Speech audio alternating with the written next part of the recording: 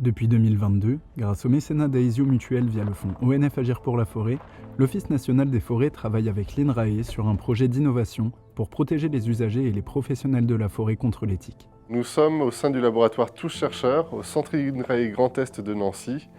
Ce laboratoire accueille le programme de recherche participative CITIC.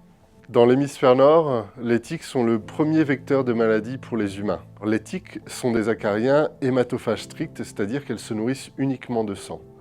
Et c'est ce qui va poser problème puisque, en se nourrissant de sang, elles peuvent prendre certains agents pathogènes, des parasites, des bactéries ou des virus, et les transmettre à un autre animal sur lequel elles se nourrissent, par exemple nous, l'homme, et ainsi transmettre des maladies telles que la borréliose de Lyme.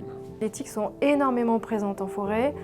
En tant que forestier, on est une des populations les plus à risque puisqu'on est sur le terrain vraiment toute l'année.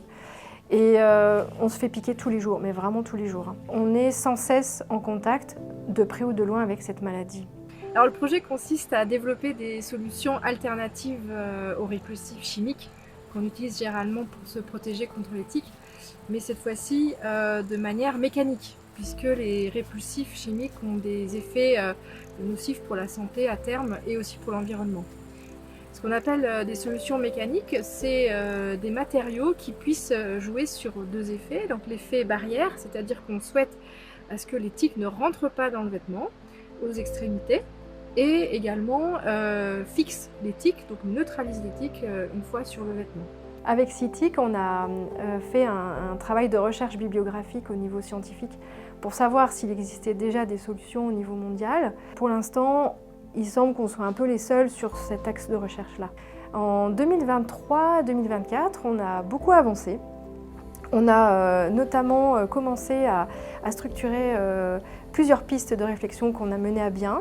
On a fait travailler plusieurs écoles dans le domaine du biomimétisme, dans le domaine de la création industrielle, du textile, de l'informatique. En 2025, on a reçu les premiers prototypes qu'on est en train de tester.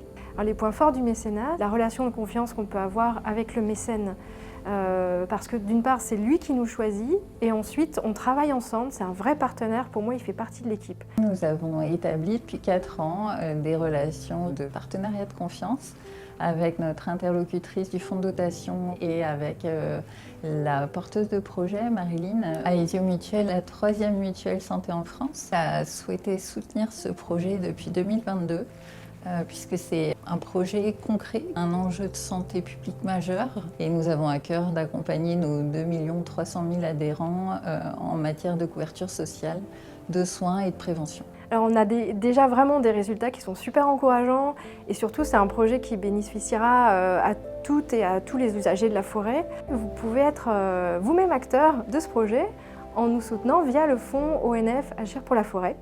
Et il faut simplement aller sur le site internet www.onf-agirpourlaforêt.fr.